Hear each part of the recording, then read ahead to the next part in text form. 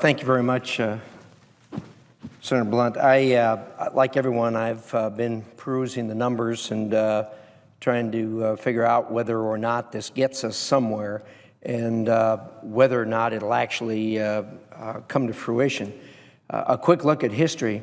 As you point out, this will be the fourth year, if we don't adopt a budget, where we haven't had one. There isn't an entity in the world that operates without a budget. You have to have a budget if you're going to do anything responsibility.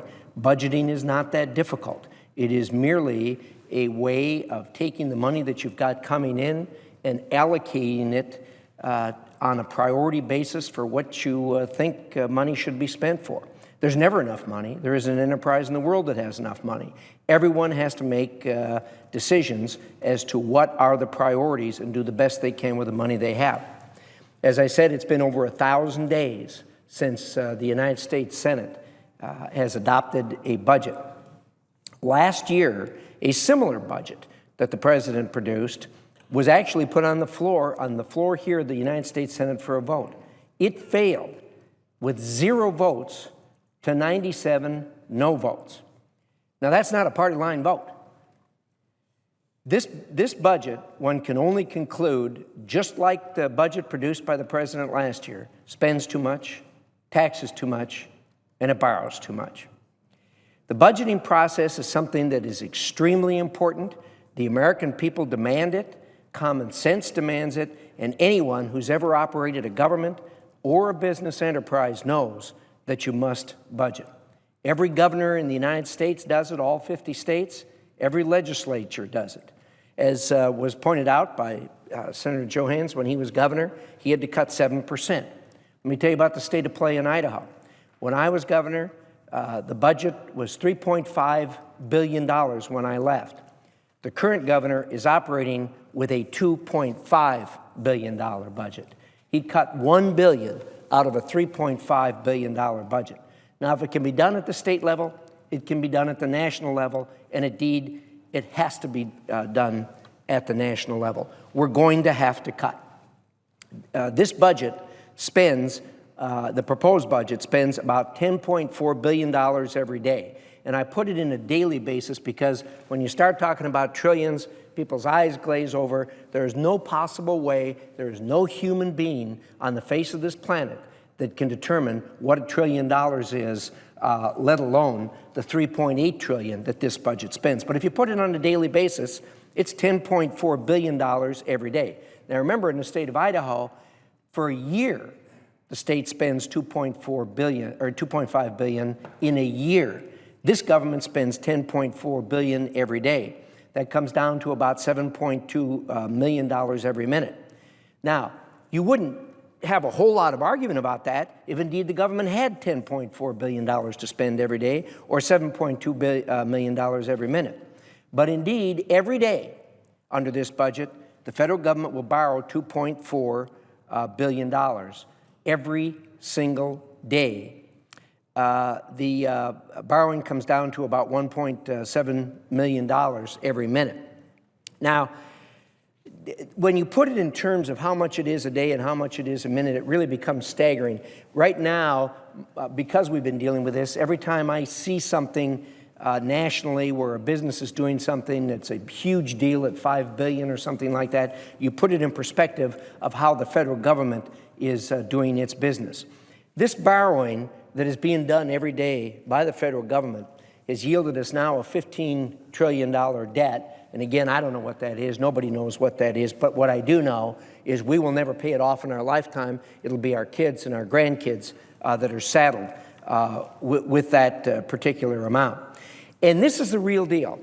I wish everybody could have the experience that I had. A number of senators have done this. But every day, the federal government has to pay its bills at the end of the day. They're not like businesses or what have you. They don't pay monthly. They pay every day.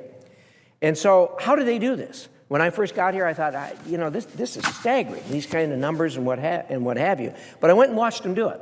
The Treasury has a checkbook just like everyone else does. And at the end of the day, it's got to balance like everyone else does. So how does it balance it? It balances it by going out and borrowing the money. I watched them borrow. This is indeed borrowing. About a fourth of it comes from China. About a fourth of it comes from other countries, and about half of it comes from wealthy institutions, banks, and trusts, and individuals around the world. But it's real borrowing, and it has to be paid back. And indeed, they not only borrow the amount of money they need every day for the daily deficit, but they borrow enough money to pay back the people whose debts are coming due that day. And after you walk out of there and watch them actually do that, you can't help but walk away from there feeling sick. Because when you look at the kind of numbers, the government can't pay its bills at the end of the day. The only way it can pay its bills is if it does borrow. So we need systemic change. Everything has to be reformed. If I was in charge of everything, the first thing I'd reform is this ridiculous idea that we budget on a 10-year basis.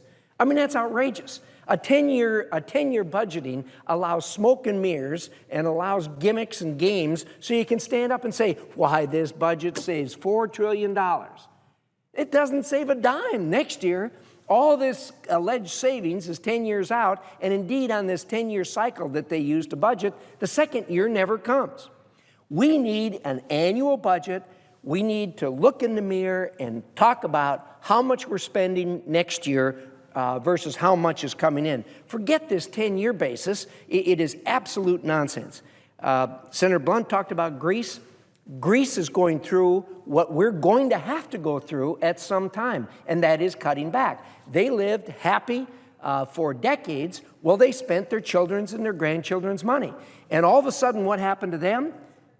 Nobody would loan them money anymore. If that happens to us, we're out of business. If nobody will loan us any money on a daily basis, we're out of business. So what do we need? We need compromise. It's compromise that got us into the position that we're in. Compromise every year caused us to take each budget item, and the Democrats wanted to spend more, the Republicans wanted to spend less, so they compromised, somewhere in the middle. And now we're operating at even under this budget, a $1 trillion deficit for the year. It's time to compromise again. But we need to go the other direction. We need to compromise on how much are we going to cut this year. The Republicans are going to want to cut more.